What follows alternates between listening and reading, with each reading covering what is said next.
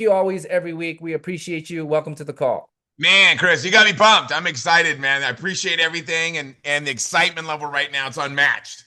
And tonight we got a great one, man. We are going to be breaking it down. I'm going to be just giving you guys tonight. I wanted to just talk to you like how I do director game plans with people, right? I'm not going to be doing a PowerPoint and throwing a lot of information and you try to figure it out.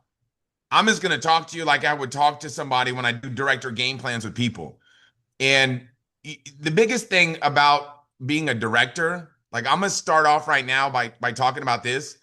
The biggest thing about being a director is the fact that you've got to see yourself as a director first. It's like we operate out of the confines of the way that we see ourselves. That's the most important thing to start off with, right? So if you see yourself as a director, that's magic. But if you don't see yourself as a director, then guess what? If you don't see yourself as a director, then you're not going to become a director. You know what I mean? Like you've got to be able to see yourself making it happen first. You got to be able to see it before it happens. You got to see yourself as like right now. Like if you see somebody else as a director, and it's like, wait a second, if they can do it, I can do it. That's always been my mindset, right? If somebody else can do it, then guess what? Then I can do it. If somebody else can make it happen, then guess what? I can make it happen. And I've had that mindset since I was a kid, right? When I was 17, that's what I used to think like. I was like, man, if these other people can do it, if I can find out what it is that they do, and guess what? Do it. If I say what they say and how they say it, I'm going to get the same results. So the key to understand something is that if one person can, we all can. To think like, oh, they can't. Like this person can, but I can't. That's just silly. Like the bottom line is this: nobody is any better than anybody else from the standpoint of like, yeah, maybe somebody might be able to present better than you, but the reality is that you can learn how to present just like them. Like you're not a bird. Have you got like when was the last time you noticed that? Right? Everybody knows, hey, I'm not a bird. Like everybody's right now thinking to themselves, man, I'm not a bird. Like everybody's like, dude, Tim's right. I'm not a bird. Absolutely, I'm not a bird. You know what I mean? Like, I'm not a crocodile. How many of you realize that you're not a crocodile? Think about it. You're not a crocodile. You're not a bird. You're a human being. So what's that mean? That you can do anything that another human being can do. Like, you can't give birth to a crocodile, right? You can't give birth to a bird, right? But whatever somebody else can do, the fact is that you can do it too. And you've got to be saying to yourself, like, look, if somebody else can go director, then guess what? I can go director too. I can make it happen too. Now, just because you can make it happen doesn't mean that you will. See, a lot of times we have to decipher the fact between can and can't and will and won't. You see what I'm saying? There's a book that I read that I really like by Trevor Moawad called, the heck is the book called? It is, he talks about it. It's a book about success. You don't have choices when it comes to success. Like Trevor Moa's got two books. The first one is the one I'm talking about. And in that book, he states that he's like, look, success, there's no choices when it comes to success. Like if you want to be successful at something, you don't really have a choice. You do it. Like you just do it. And that's the biggest thing is I think a lot of times most people have never been entrepreneurs before, right? So you get involved in this business, you get involved in this profession, you're fired up. You're like, man, I'm an entrepreneur, man. I've got something to look forward to because it's possible now that I can do something great. Doesn't mean it's guaranteed because it's going to be up to me, but you go, it's possible now that something good could happen for me in my life. Now you're like, okay, am I going to do it or not though? Like, are you going to do the little disciplines? Like for me, it's not a choice. Like when I got started, you think it was a choice for me to make a list? No, I didn't have a choice because if I'm committed to success, I have to do it. If I'm committed to making it happen, then I got to do it. So we have to decide, like, are we going to do it or not do it? For me, it's like, what do I want the rest of my life to look like? I had a guy one time I signed a dude up and he asked me before I signed him up, he says, dude, I've tried something like this before. It didn't work. He was in actually Herbalife and he goes, great company, by the way. He goes, Tim, like I tried Herbalife before, it didn't work. And I'm like, bro, like you work at a grocery store, bro. How many people are getting wealthy there? Like, how long you gonna have to work at a grocery store for to become wealthy? He's like, it's not possible. I go, so even if there's a 1% chance that you could become successful, is 1% better than zero? Like, show me your plan right now. Like, what does your plan look like? Think about it. Like, what does your plan for success look like? And if you don't have a plan, the Riman plan will work if you work it, but you got to do the work. You're not going to become a director because you want to become a director. You're going to become a director because you decide, I'm going to be a director. If other people can do it, I can do it, but I'm going to do the work. Like, can we all get in better shape? You get what I'm saying? Now, it doesn't necessarily mean that we can all look like Arnold Schwarzenegger back when he was like jacked out of his mind. His muscles had muscles, right? But we could all get in better shape. It's not like saying, no, I can't get in better shape. The gym don't work for me, man. Squat machine's broken. You know what I mean? At my local gym, the squat machine's broken. How can I ever be successful? It's like, you could do it, but you got to be willing to do what? The work. The work. And what's the work in our business? Think about what I'm saying. What do? We find people to talk to, which is make a list, right? Find people to talk to. And then what? Talk to them. Follow what I'm saying. All we do is find people to talk to and talk to them. So people are like, how do you find people to talk to? I'm now 48 years old, 49. I don't know. I'm like pushing 50, right? So I've been around for like 49, 40. I don't know exactly how old I am, but I'm like right there around that age for sure. So I've been alive the whole time, right? I've been alive the whole time for the last 49, 50 years, 48, 47. I need to figure this out, right? But it always changes every year. But however long I've been alive, guess what? I've been alive, obviously, that whole time. But what I'm saying is I've been meeting people. When I was like 4, 5, 6, 7, I wasn't really like really outgoing and making a lot of friends, but I know people. Think about that. Do you know anybody? Do you know anybody with skin? Think about that. How many people that you know have skin? Do you know anybody who wants a better quality of lifestyle? Now, if you knew without a shadow of a doubt in your mind that you were going to make it happen in Riman, would you want to let other people know so they could take advantage of it too? Or would you want to be like, no, I'm going to go, I'm going to go talk to strangers, man. Teach me how to talk to strangers, Tim. And it's like, you haven't even talked to your buddies yet? I'm glad I don't have a friend like you. See, Danny Bay's my buddy. Danny Bay's my friend. Danny Bay's Chris Kim's friend. So what'd he do? He called us and shared with us what? Riman. And guess what we said? No. And then guess what we said? No. And then guess what we said after we said no? No. And then we said what? No. And then we said what? No. And then we said what? No. And then we said what? No. And about 10 times he asked us, finally we said what? Yes. But what would have happened if he would have just said, you know what? To heck with those guys. I'm not going to call them no more. I wouldn't be in Riman. Some of you will call somebody one time and you don't care enough about them to call them a second, third, fourth, fifth, sixth, seventh, eighth, ninth time. You know how I follow up? I got this from a book called Your First Year in Network Marketing by Mark Yarnell. Some of you know it. Some of you have been to the university, you know it. Southern California. How long do you follow up for? Until they sign up or what? Die. Did you guys catch that? I follow up with everybody I care about until they sign up or die. I got that from Mark Yarnell. I said, that might be the smartest thing I've ever heard. What would happen if you followed up with everybody until they signed up or died? Now, do you think I'm mad at Danny for calling me and talking to me about Riman 10 times? No, because if I would have not said no on that 10th time, then guess what? I hope he would have called me another 10 times. You see what I'm saying? How thankful you think I am that I'm involved in Riman? Do you think I'm upset at Danny Bay for being persistent? Are you starting to see what I'm saying? So some of you are afraid to talk to people. The question is, who are you talking to?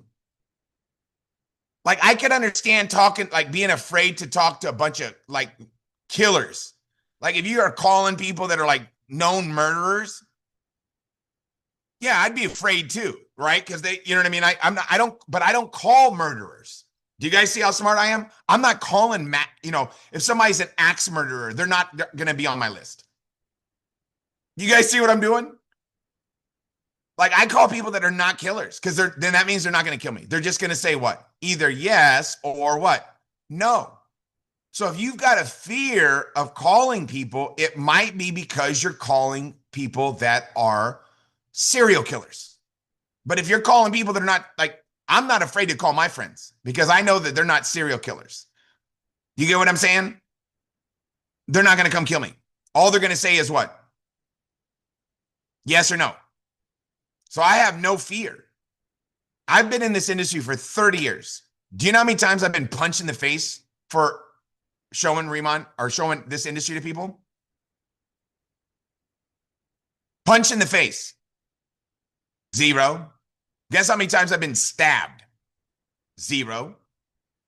Nobody's even tried to hit me with their car. Do you guys see what I'm saying? So what does that tell you? There's a pretty good chance there's nothing to be afraid of. The people that you're calling are not going to try to come kill you. They're either going to do what? Say yes or what? Say no.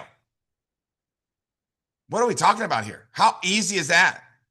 But see, when I got started in Riman, I had a lot of confidence that I was going to make it happen, right? Having experience in this industry, I'm like, wow, you know what? Every time I do this industry, I have a lot of success because I do what? I work hard. Like, you know what I mean? Like, I like to work. I enjoy sharing this business with people. I don't look at it as like labor. Like, I don't look at it as like, oh man, today I've got to go talk to, a bunch of people. I'm like jacked. I'm like, what? I get to do what? I get to talk to people. So it's like, how do you become a director? Somebody goes, well, Tim, it's easy, right? You got to get 3 team leader legs and 600,000 in volume. Correct. How do you get your volume up? Introduce Riman to more people and teach your team to do what? The same.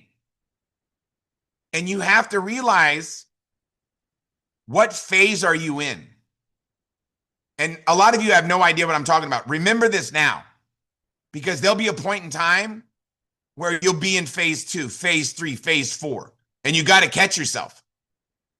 And I'll know by talking to you if you're in phase 1, phase 2, phase 3, phase 4. If I hung out with you for 30 minutes at your house and just watched you work, like if you hung out with me for the day, I remember, like, if somebody said, like, dude, I wish I could just hang out with you for the day and just sit. I got a little chair over here. Just sit in my little couch in my office and watch it. Me. I'd love to watch you. You know what you find out? You probably, some of you be like, whoa, I need to reevaluate whether I want to do this or not. Because, dude, you work hard. But I'm having fun. It's not work when you love it. Like, I'm in love with what I do. So I don't really consider it work, but I do work hard. I do a lot of presentations because I feel obligated. Like, what kind of a human being would I be if I didn't talk to a lot of people? Like, think about how, like, self-centered that would be. If I'm like, yeah, I got this opportunity of a lifetime. In my opinion, it's the best opportunity that I've ever seen. In my opinion, I got this great opportunity that I love. And people that I know and everybody out there seems like they've got their hands up saying, I'm looking for a chance. I'm looking for a change.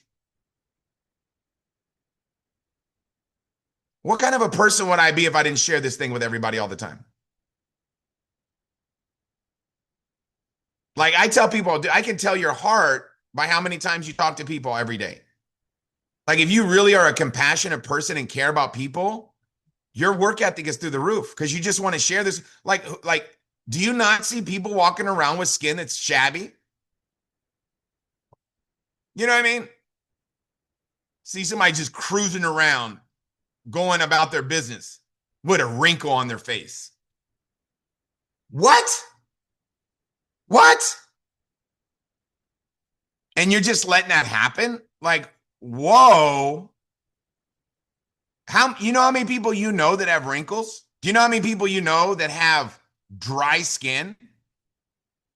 Think about how many people you know that, guess what, aren't looking their absolute very best. Look, I'm ugly, man. I get it. But guess what? If you would have saw me before, Riman, you would have been like, dang, man. My wife would have turned the lights off before we even like had kissy time. You see what I'm saying? Because it was like, dang, dude. I'm just telling you, guess what? I'm not looking great, but I'm looking better. So it's like, can we help everybody look a little bit better? In my opinion, yes. Right? In my opinion, yes. I think people look better when they look healthy. When their skin looks healthy and hydrated, I think it's better than when somebody's skin is all dry. Right? Now, I'm not saying I don't like raisins. I do like raisins. But guess what I like even better? Grapes. You get what I'm saying? So it's like, man, maybe I like cotton candy grapes. How are they making those? Do you guys know they have cotton candy flavored grapes? Like, what? Who did that? But what I'm telling you, it's your belief system. What phase are you in? 1, 2, 3, or 4? What are these phases, Tim, that you speak of? Phase 1 is what? Talking to people. That's it. Like when you're in phase 1, you're talking to people. It's like playing tag. Like think of a kid playing tag. 1, 2, 3, 4, 5, 6, 7, 8, 9, 10. Ready or not? Here I come. Tag you're it. Tag you're it. Tag you're it. Tag you're it. That's tag. You guys all know what tag is, right? I know we got people here. I saw some people from Singapore and Philippines on the call. You probably have a game like that. Might not be called tag, but it's basically kids like they'll count to 10. They'll go around and then they'll attack people. And then if they touch them, then that means they tagged them, and then that person becomes it. Like that's what we do. We get paid to play tag. So when you're playing tag, like full tilt boogie tag, like you're running around, woo, tagging. That's phase 1. Okay. Phase 2 is when you're sitting on the sideline, not playing tag, but basically watching other people play tag. We call that management mode. You're never going to we don't have managers. I would say change it to senior manager. Like no managers. I'm not managing nothing. I'm leading. You understand? Like, you know what leading means? Doing it first. Like I'm not asking nobody to do what I'm not doing. I'm asking people actually not to do as much as I am. Like don't be doing what I'm doing. I mean, you can if you want, but I wouldn't be working as hard as me. I got a couple screws loose, right? I like to just go all out and play tag all the time. Wake up, play tag. It's like, what are you doing today? My schedule. Tag. I got a meeting at 10 o'clock to play tag. Got a meeting at 11 o'clock. I'm playing tag. Got a meeting at 12 o'clock. I'm playing tag. Got a meeting at 1 o'clock. I'm playing tag. Got a 2 o'clock meeting. I'm doing tag, doing a tag meeting. And that's what I'm doing. I'm just playing tag all day long. I love it. Okay. Now, guess what? When you're in management mode, you don't have that forward leaning motion and you start to become a complainer. Have you ever heard somebody complain? Why do people complain? Number one, some people are good at it. Like I'm like, damn, you're a good complainer, man. You know what I mean? Like if you could find a job being maybe a critic, right? Maybe you could be a movie critic, right? You're a good complainer. But I don't like complaining. I don't like to complain. I love listening to complainers because it tells me what objection I need to move in order to be able to motivate them, right? If somebody's like, Tim, I got, I ordered a customer of mine ordered a box of products and the box was smashed. I don't know if Riman's for me or not. It's like, okay, like basically what you're telling me right now is you have all this desire to become a success, but the only thing slowing you down from making a commitment is because you got a customer that got a box that was smashed. They had a dent in it. Okay. So I'm pretty confident some of my customers have experienced that as well, but I'm still working because I've had other people order that didn't have a smash box, but people make up silly things. You jump on an orientation training. Okay. We do them every Tuesday. The first thing that we teach people, listen to me. The first thing we teach people is find out what your links are and send people your links. Whoa. How important is that? How important is it to know your link? Probably one of the most important things. But you have to send people the link. I had somebody tell me the other day, I had somebody order Riman products, but they didn't order it for me. Okay, so you sent them your link. They clicked on your link. and it went to somebody else's site. Well, no, I didn't send him my link. Did you eat a bottle of stupid pills? Of course you send him your link. We teach you that in orientation, the first thing. I've never had a customer click on my link and it go to somebody else's. But I also tell customers to buy from me. You understand what I'm saying? I'm like, the difference is I'll wash your car. I'll walk your dog. Heck, I'll even take out your trash. I'll come sing at your wedding. You see how nice I am? Guess what? Other customers, nobody else is doing that. My sister, she's using Jergens lotion. You think Jergens lotion owner is going to pop up at my sister's wedding and start singing at her wedding? But I will. But you hear people complain about stuff. Why do they do that? Because they're not in phase one. They're in phase two. Or they're beginning to be in phase two. Problems are always there. Henry Ford is like really successful. Henry Ford once said, obstacles are those frightful things you see when you take your eye off the goal. So think about a river. Have you guys ever seen like a river that's like just on fire? The river's just flowing. There's trash in that river, but when it's moving, you can't see it. But have you ever seen a river that stops? Guess what happens? All that trash floats to the top. Your mind is, guess what? Just like a river. Do you guys see how smart that is? So when you're running, guess what? You don't see the trash.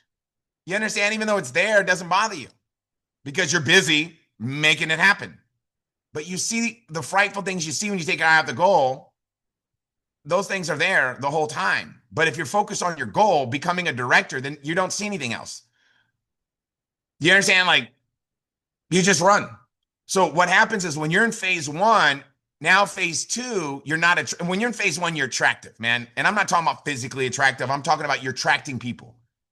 You know, Jim Rohn says to attract attractive people, you must be attractive. It's like, I'm not talking about like attractive and like, you're beautiful. Because if it was, there wouldn't be an opportunity for me, right? But it's, you're attracting people to you. That's what? That's phase one. Phase two is people aren't really attracted to you no more. They kind of don't even enjoy your phone call. And then phase three is, oh my Lord. So phase one, you got momentum. Phase two, your momentum is slowing down. Phase three, you've basically stopped your momentum and it's going down. How do you get to phase three? You manage the managers of the doers. So you got phase one, doers. Phase two is managers, right? Phase three is managing the managers of the doers. And then phase four, holy smokes, you can't find anything you're jacked up about. You're upset about everything. Why? Because you're managing the managers of the doers. You're completely negative. Why? Because you're not going towards your dreams and goals. When you're running towards your dreams and goals, guess what happens? You become like a magnet on steroids. People want to be around you. You got a positive forward-leaning motion. For me, I just stay in phase one. I was taught this 30 years ago when I was 17 years old. 17. I was just a kid. And guess what I did? I'm like, man, I don't ever want to get in phase two. I don't ever want to get in phase three. I don't want to ever get in phase four. I'm just going to stay in what? Phase one. Guess what happens when you're in phase one? Your team is going to be motivated to do what? Be in phase one. I just stay in phase one.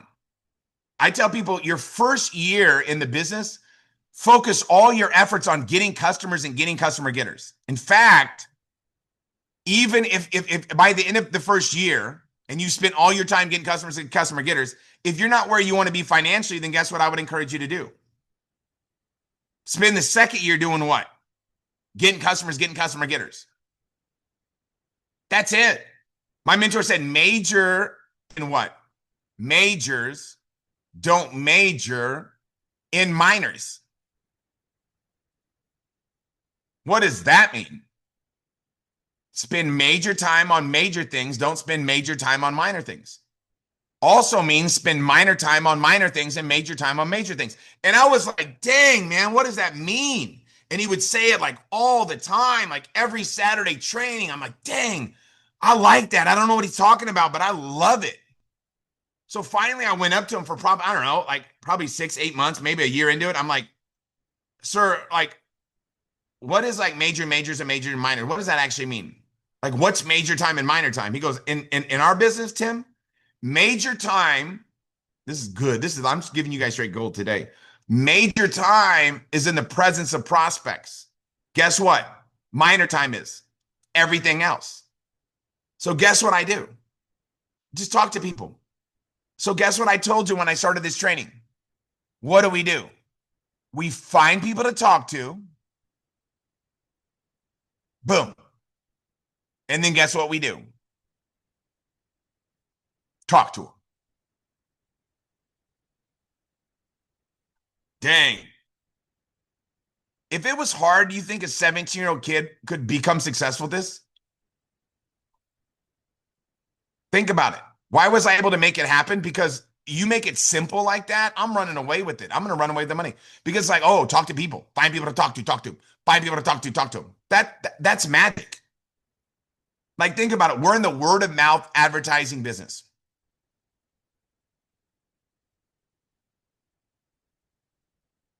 I'll say it again. We're in the word of mouth advertising business.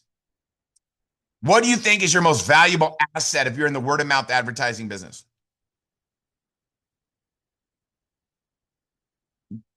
Right? My mouth is my best asset. You know what I mean?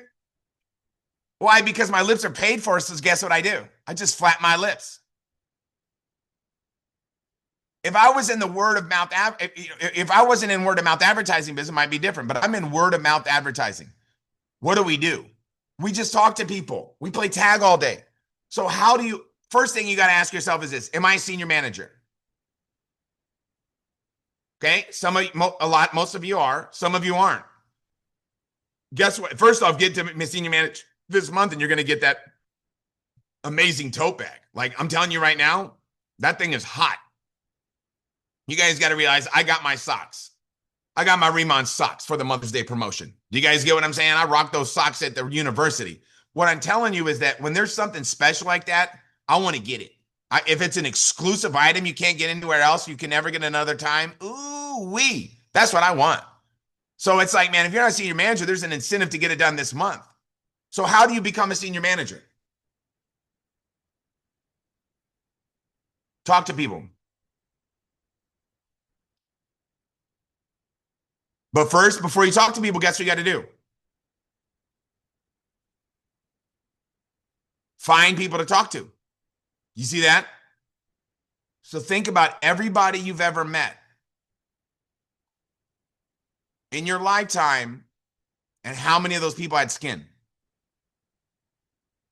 You see what I'm saying? Like, let's go share it like never before. Remember, nobody's going to come jump through the phone and try to fight you. You understand what I'm saying? Nobody's going to come over to your house and be like, let's take this into the back alley. You know, you were talking to me about looking better and having more money. That's terrible. And you're not going to get in a physical altercation with people. All they're going to say is yes or no.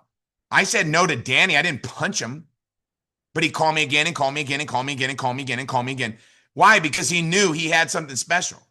When you know that you're up to something, you know you've got the deal. You know you've got it. You've got the hottest thing on the planet. Are you going to follow up with people? Yes. So it comes down to confidence and belief. People ask me, like, what is the number one thing to get to director? What do I need to focus on? I mean, there's a lot of stuff, but the reality is raising your belief system to a point that no matter what, when people talk to you, man, they want to get started and work with you. They want to be around you because they can feel your confidence. They can feel your energy. They can feel that you know where you're going. The key is when you talk to somebody about the Riman opportunity, they know that you know where you're going.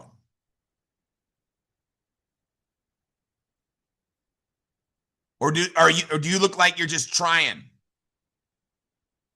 Do you look like you're giving it a shot? I tell people this isn't a bottle of Patron, man. We're not giving it a shot. It's not a bottle of tequila. We're not giving it a shot. You know, this isn't a game of basketball. This is not the NBA playoffs. I'm not giving this a shot.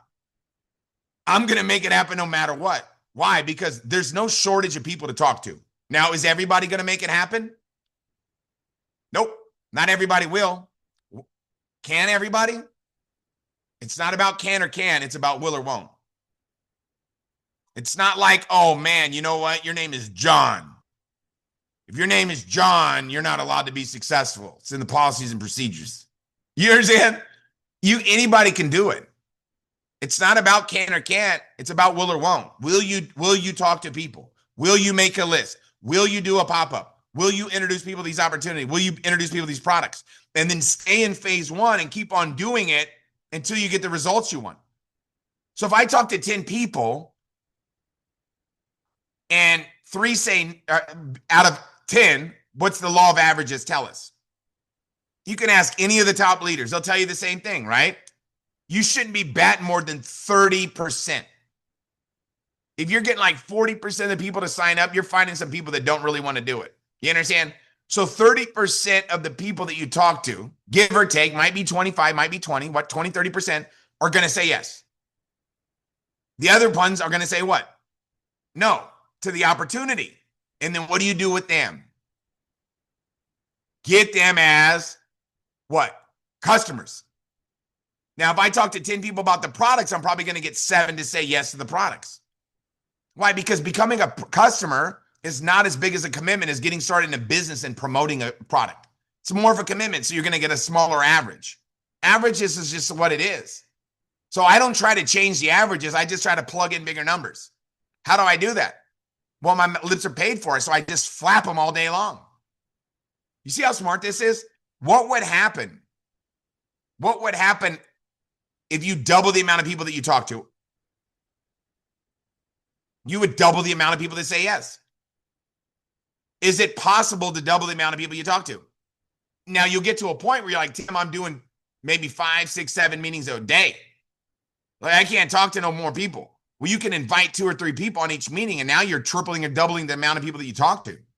So you can do it without working harder, by working smarter and getting more people involved. I know I like to do one-on-ones because it's more intimate. I love one-on-ones so I can get to form somebody, find out what it is that they find out their hot buttons. I know we get better odds when we do a one-on-one than we do a group setting. I get it. Like, trust me, I've been around long enough to know that. I like one-on-ones, but sometimes I just don't have enough time. So I'll just blend a couple meetings together. Be like, just jump on here. I'm going to show you guys the same thing. You know what I mean?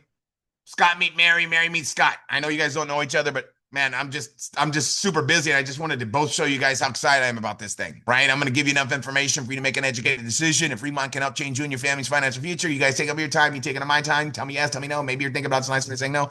And it's the same thing. And I just present and I talk to people. Then afterwards, guess what I do? I invite them to be a part of it. Like, this stuff is not that difficult. Do you know what's difficult? Being in the same place next year that you are this year. Can you double what you do? Can you triple what you do? Some of you have got like lower numbers. If you're not a senior manager yet, you need to talk to more people. If you're not a team leader yet, guess what you need to do? Become a team leader. Someone goes, how do I do that? Find people to talk to and what? Talk to them. You guys see how smart this is? Somebody goes, I get it. How do I become a director, though?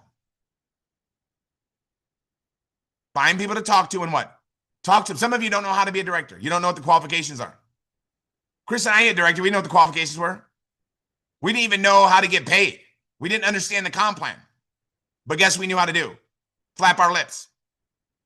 I'm like, dude, what's the main spot? Senior manager. I go, how do we get to senior manager? I'm like, all right, all we got to do is turn into a senior manager factor, and we get about 20 to 30% of the people that get started with us as senior manager, and we're going to run through the ranks. We're going to hit the highest rank faster than anybody.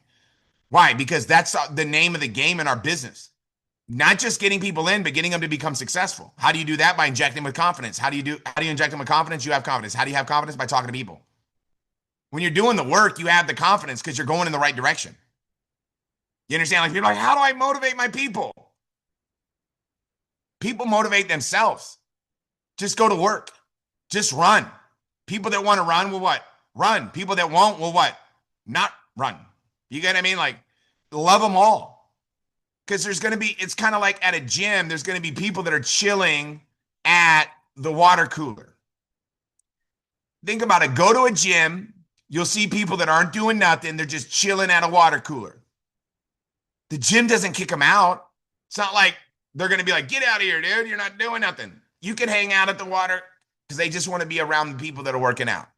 There's nothing wrong with that. And then you're going to have some people that are going to hit the treadmill a little bit. And then you're going to have some people who are going to work out a couple days a week. You're going to have people that are just, I'm going to hit the gym and I'm going to try to dang near kill myself every day. And I don't ever want to come out of the gym. And I'm just want to get muscles on top of muscles on top of muscles. There's no right or wrong. Do you understand? There's no right or wrong. It's not like the person that just wants to hang out at the water cooler. And sometimes the person that's out of control, excited, working out in the gym will become that water cooler person. That happens in our profession. You'll have people that are on fire, that are running, and they'll hit a rank. Maybe it's director, maybe it's senior director, maybe it's national director, maybe it's team leader. I don't know. But people sometimes will hit a rank, and guess what they'll do? They'll stop doing what got them there, and they'll just go hang out at the water cooler. I don't try to get the water cooler people to be coming to the gym with me 7 days a week. It's like, dude, you're allowed to. I'll show you how to do it. But I'm not going to go out there and force you to. It's like I do what I do because I like doing it. It's not like I'm in the gym. It's not like, oh, God, this is torture. I hate it. I love it. I'm addicted to what? Talking to people. So it's the same thing in a gym. Is no different than our business. All I'm telling you is it doesn't matter. Anybody can do it. Anybody can give it their all. Anybody can give their absolute very best. Who can give their very, very best? All of us. Now, let me ask you a question. When you do the best that you can, how do you feel about it? Better yet, when you do less than you know that you could, how do you feel? You see what's going on now? It's called enlightened self-interest. Do your best because it makes you feel good. That's why I do it too. When you do your absolute very best at whatever it is that you're doing, whether it be at your job, right? Whether it's being a husband or wife, or if I'm taking out the trash, I'm serious. I'm not playing games. You're like, dang, this guy's committed to taking out the trash. Whatever your hands find to do it all your strength, do it all your power, do it all your might, man. Whatever you're doing, do it all. Like, be all in. Like, I'm not going to half-ass doing the laundry. It's like, man, I'm serious. I'm committed everywhere. Why? Because you feel better when you do your best. You don't feel better when you don't do your best. So guess what? When you do a little bit less than you know that you could, you're not going to feel that good about it. And then guess what? It's going to affect the rest. It's called neglect. When you neglect to do your best, you're going to feel not that good about it. When you do your best, you're going to feel what? Good about it. Like, it's not, I mean, we know it. We've been around long enough. Like, all of you have been around live long enough to know you can tie what I'm saying to some part of your life. But if you want to feel your absolute very best, do your best. So whenever you have a belief and your habits, right? If your habits and your belief and your activity, everything that you're doing, your habits, your belief, your self-esteem, your self-image, all that's in alignment and you're living with congruency, people be attracted to you. If people aren't attracted, you ask yourself, why am I not congruent right now? Is there something that I see in myself that I don't like? Is there something that I'm doing, my habits, or is it my belief? Is it my belief? Is it my self-esteem? Is it my habits? What is it? But when you're in alignment and you're congruent, when your self-esteem and your belief and your activity are all in alignment, people are going to want to be around you. That's the magic. Well, Tim, you don't understand. Somebody ordered a product, dude, and it was dented. Stop. You sound like, to me, you sound embarrassing. Like, because I've been doing this for 30 years. I know you're not in phase one. Oh, I had a customer who bought some products from somebody else. Did you give him your URL? Did you tell him that if you do it with me, you know what? Guess what? You're going to be tagged to me and I'm going to be I'm going to personally take care of you. I'm going to be the planner that takes care of you. So if you have questions on the product, things like that, you got 24-hour concierge. I'm your concierge. Here's my URL. If you sent them your URL, tell them you're their private concierge, tell them that you'll be there for them, and they still went and bought some. You're not the only person in Riman. Do you understand? They might have went and bought somebody else. Maybe they don't like you. Maybe you remind them of maybe their sister they hate or something. I don't know. I don't know what's going on. All I know is give them your URL.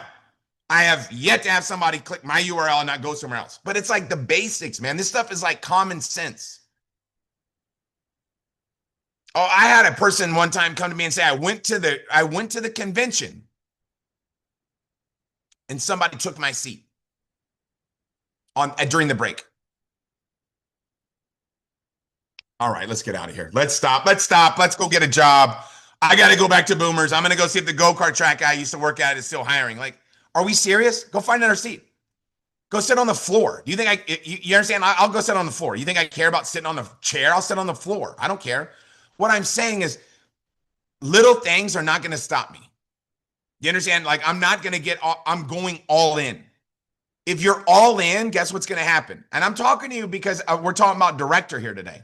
If you're like, dude, I just want to become a manager. Like, that's my goal. I want to be like a top 10 producing manager. Then we're talking about two different things here. So don't take what I say seriously. You understand what I mean? Like, be like, oh, wow. I'm talking about how to become a top producing director. Is mindset, is attitude, is conviction, is confidence, is raising your belief system to a point where no matter what somebody says to you, whether it's negative or positive or adverse or anything, nothing can knock you out of the box as opportunity. You know where you're going to the top, you're going to make it happen, and you're going to prove it I'm going to prove it by my activity. I don't think anybody doubted me when I got involved in the business. Why? Because it was like, you can tell I'm not playing games. I got kicked out of recess in kindergarten because I wouldn't play. Like, I'm not playing. I'm talking to everybody. People walking around with skin looking like that. Like, I'm not gonna allow that on my watch. They deserve the best. My family deserves the best. My friends deserve the best. The people I love deserve the best skincare. I'm not gonna tell them about what I got. I'm just gonna be showing up to the family party looking all good. Everybody else looking all dry and shabby. No. I'm making everybody have that glow, right? It's like, come on, man, share the glow. You see what I'm saying? Share the glow. What are we doing? Are we sharing the glow? That's all I'm doing. I'm just sharing the glow. It's super simple, man. So I'm not going to carry on too much. I just want you to know, look, you can do it. You can make it happen, but you got to decide, hey, this is my time. I'm going to step up. I'm going to get the job done. Over, under, or through, I'm going director. I'm going to make it happen. This is my time. This is my chance. Nothing's going to get in my way. Watch. I'll prove it to you. Watch what I do. This is it. No more excuses. No more hesitation, man. I'm going all in. I'm ready. It's May 8th. What? May 8th was the day that changed my life. Because I decided that at that point, nothing can stop me. So let's go all in. I love you guys. Let's make it happen. Let's step up. Let's get the job done. Appreciate you guys. We'll see you guys all at the top. Thanks, everybody.